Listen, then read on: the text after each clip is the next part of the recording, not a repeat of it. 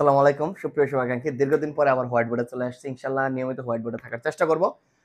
তো এই বিষয়ে এই মুহূর্তে যে বিষয়টা নিয়ে আলোচনা করবো সেটা হচ্ছে স্কুল এবং কলেজ, আমাদের প্রভাষক মহোদয় এবং স্কুলের সহকারী শিক্ষক মহোদয়দের জন্য এমপিও ব্যাপারে।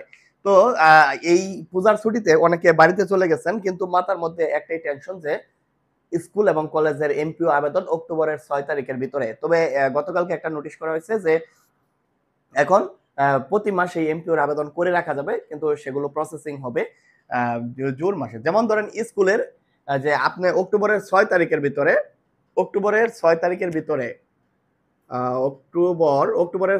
ভিতরে ফাইল পাঠাবেন।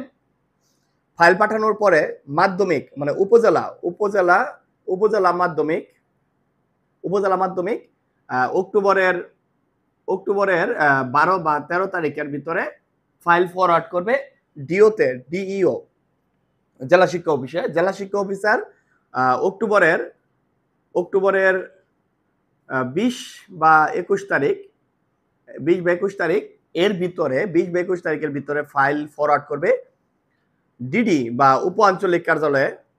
এই ডিডি মহোদয়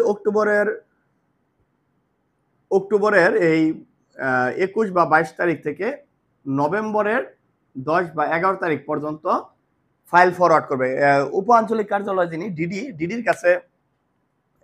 কাছে কয়েকটা জেলার ফাইল আসে, যেমন ময়মনসিংহ ডিডিতে জামালপুর জেলার ফাইল আসে, শেরপুর জেলার ফাইল আসে, কিশোরগঞ্জ জেলার ফাইল আসে, আর ময়মনসিংহ জেলার ফাইল তো আছে, এবং টাঙ্গাইল জেলার ফাইল আসে। 5টা জেলার ফাইল আসে ময়মনসিংহ ডিডিতে, এরকম প্রত্যেকটা ডিডিতে 4টা 5টা জেলার ফাইল আসে। তো তাদের হাতে বেশি সময়, এবং ফাইনালি নভেম্বরের আপনার ইন্ডেক্স যেটা ইন্ডেক্স ইন্ডেক্সটা হচ্ছে নভেম্বরের অথবা 15 বা 18 তারিখের দিকে পাবেন।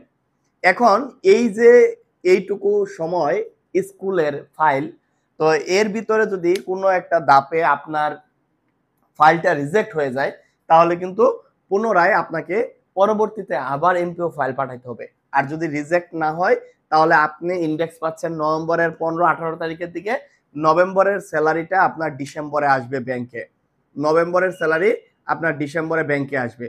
আর এখন বকেয়া কি, যেমন আপনি যদি এখন বলেন যে তাহলে আমি যে সেপ্টেম্বরের 1 তারিখ জয়েন করলাম, তাহলে সেপ্টেম্বর এবং অক্টোবর, তাহলে এইটুকু আমার সেপ্টেম্বর অক্টোবর এই 2 মাসের বকেয়া কোথায়? তাহলে এই 2 মাসের বকেয়া হচ্ছে যে ইন্ডেক্স হওয়ার পর পুনরায় আপনাকে আবার অনলাইনে আবেদন করতে হবে বকেয়ার জন্য পুনরায় আবার আপনাকে অনলাইনে আবেদন সাবমিট করতে হবে, দেন আপনার বকেয়াটা আসবে। স্কুল এবং কলেজ সেম ভাবেই কার্যক্রম।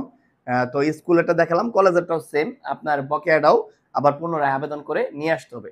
তো আশা করি আপনারা ইতিমধ্যে অনেকেই এমপিও আবেদনের জন্য সমস্ত কাগজপত্র রেডি করে ফেলছেন, কিংবা অনেকে হয়তোবা পূজার ছুটিতে বাড়িতে চলে গেছেন, কারো প্রতিষ্ঠান থেকে হেল্পিং হ্যান্ড না থাকায়, সাহায্য সহযোগিতামূলক মনোভাব না থাকায় হয়তোবা অক্টোবর এই পূজার ছুটির পরে আবেদন করতে হবে, হয়তোবা আপনি এই এমপিওটা ধরতে পারবেন না।